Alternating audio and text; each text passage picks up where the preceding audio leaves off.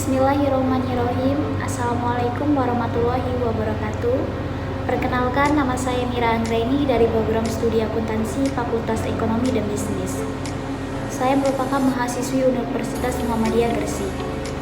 Pertama-tama saya mengucapkan terima kasih kepada Bapak Dr. Gumirim, SEMSI, selaku dosen pengampu pada mata kuliah metodologi penelitian.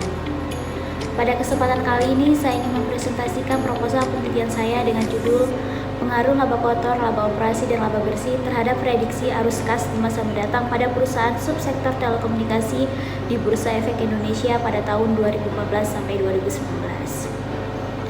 Pada proposal penelitian saya kali ini terdiri dari 3 bab. Yang pertama pendahuluan, yang kedua landasan teoristis, dan yang ketiga metodologi penelitian.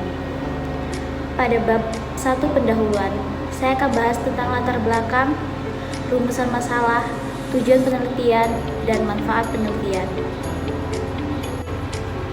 Poin pertama, saya akan menjelaskan tentang latar belakang masalah. Laporan keuangan merupakan hal penting dalam suatu perusahaan, di mana laporan keuangan dapat menjadi acuan untuk investor dalam menanamkan modalnya. Dan bagi kreditur dapat digunakan dalam menilai kualitas jaminan kredit untuk menopang kredit yang akan diberikan. Hal ini dapat dilihat melalui penganalisaan hasil kerja perusahaan selama satu periode. Dengan demikian, investor atau kreditur dapat mudah memprediksi apakah di masa mendatang arus kas yang akan dimiliki perusahaan lebih tinggi atau bahkan menurun dari tahun sekarang. Karena keberhasilan suatu perusahaan dapat dilihat dari seberapa besar total arus kas yang dimiliki untuk dapat menjalankan kegiatan operasionalnya. Sektor telekomunikasi adalah subsektor jasa merupakan kelompok ketiga dari semua sektor yang ada di Bursa Efek Indonesia.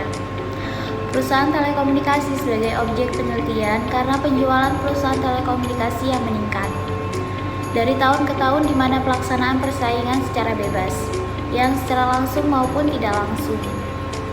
Dalam menjalankan suatu perusahaan, maka perusahaan dalam pengelolaan arus kas baik merupakan kunci perkembangan perusahaan yang berkelanjutan dan merupakan salah satu faktor penting yang menentukan keberhasilan perusahaan.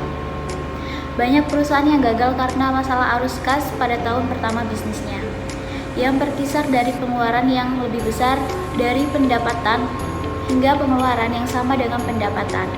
Persoalan ini tidak bisa dianggap mudah, karena jika dibiarkan bisa saja mengakibatkan perusahaan gagal. Data dari laporan keuangan menunjukkan arus kas masa mendatang pada perusahaan subsektor telekomunikasi di Bursa Efek Indonesia pada tahun 2014 sampai 2019 dengan gambar sebagai berikut. Melalui grafik di atas, maka dapat menunjukkan arus kas di masa mendatang pada perusahaan subsektor telekomunikasi dari tahun 2014 hingga 2019. Dapat dilihat bahwa arus kas masa mendatang pada tahun 2015 mengalami penurunan, yaitu perusahaan Bakery Telkom, XL, dan Smartfren.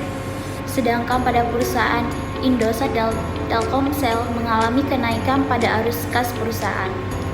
Selain laporan arus kas, laporan laba rugi juga merupakan laporan keuangan yang terkait dengan prediksi arus kas di masa mendatang. Poin kedua, rumusan masalah. Yang pertama, apakah laba kotor berpengaruh pada prediksi arus kas di masa mendatang di perusahaan subsektor telekomunikasi yang terdaftar di Bursa Efek Indonesia pada tahun 2014 sampai 2019? Yang kedua, apakah laba operasi berpengaruh pada prediksi arus kas di masa mendatang di perusahaan subsektor telekomunikasi yang terdaftar di Bursa Efek Indonesia pada tahun 2014 sampai 2019?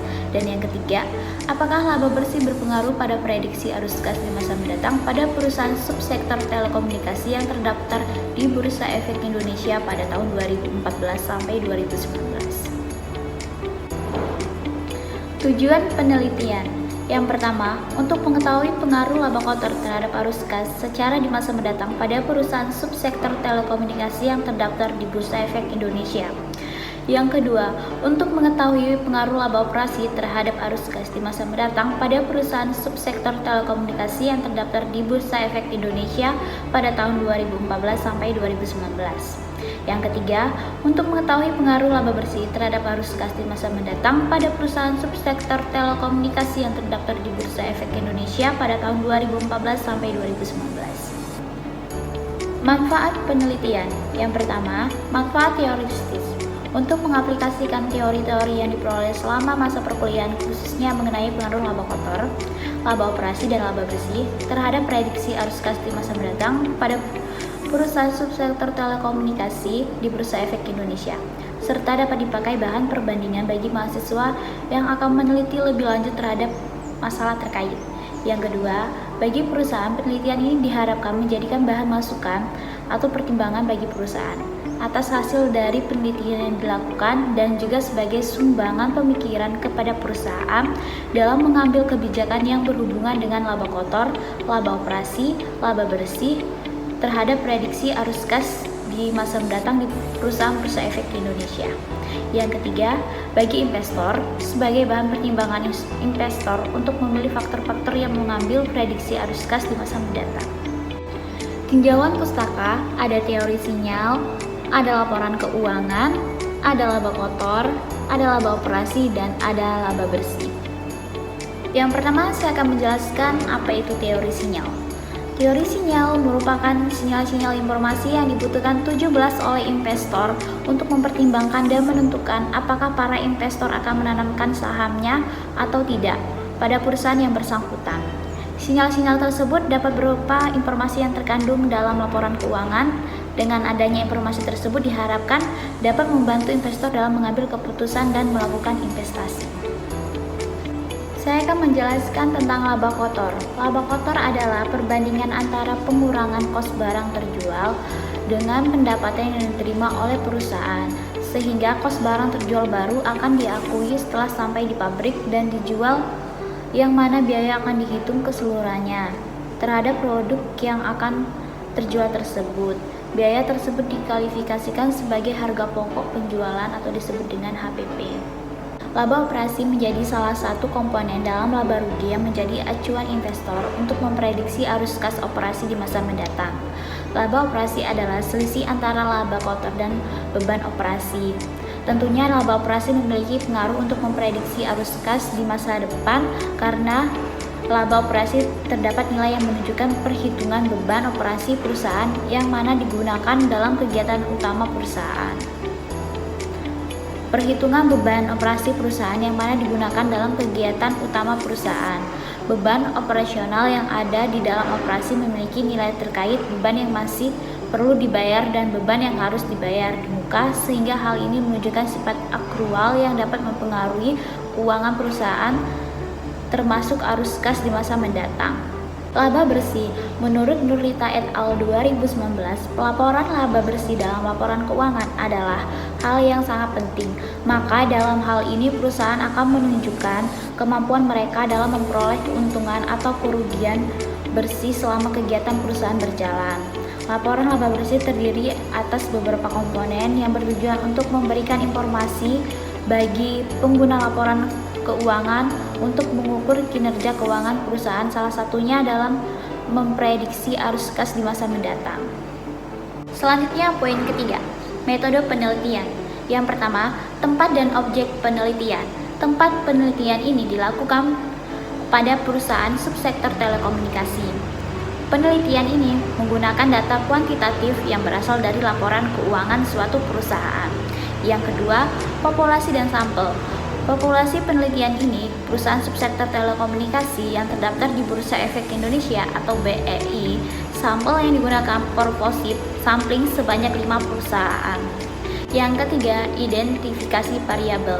Variabel dependen dalam penelitian ini arus kas, variabel independen yaitu laba kotor, laba operasional, dan laba bersih. Dan yang keempat, definisi variabel. Laba kotor, penjualan bersih dikurangi dengan HPP. Laba operasi, laba kotor dikurangi dengan beban operasi. Laba bersih, laba operasi dikurangi dengan biaya bunga dikurangi pajak penghasilan. Selanjutnya saya akan menjelaskan jenis dan sumber data. Penelitian ini menggunakan metode kuantitatif di mana berupa laporan keuangan. Sumber data yaitu data sekunder berupa arsip atau bukti catatan.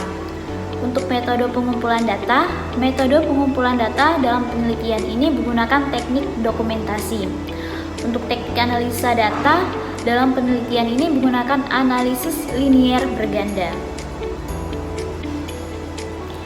Sekian presentasi proposal penelitian saya. Jika ada salah kata saya mohon maaf. Assalamualaikum warahmatullahi wabarakatuh.